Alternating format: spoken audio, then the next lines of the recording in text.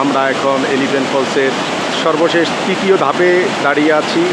সেই মনোমুগ্ধকর দৃশ্য, জল গড়িয়ে পড়ছে। এখন ভরা মৌসুম, বর্ষাকাল, গড়িয়ে পড়ছে পানির ধারা। এই হচ্ছে এলিফ্যান্ট ফলসের সর্বশেষ ধাপের অবস্থান। মেঘালয় পর্যটন সংস্থা তারা এটিকে একটি চমৎকার রূপ দিয়েছেন। নিরাপত্তা এবং মানুষ যাতে খুব সহজেই উঠানামা করতে পারে, সুন্দর করে রেলিং সিস্টেম দিয়ে রেলিং করে সিঁড়ি তৈরি করে দিয়েছেন এই এলিফ্যান্ট ফলসে নামার জন্য।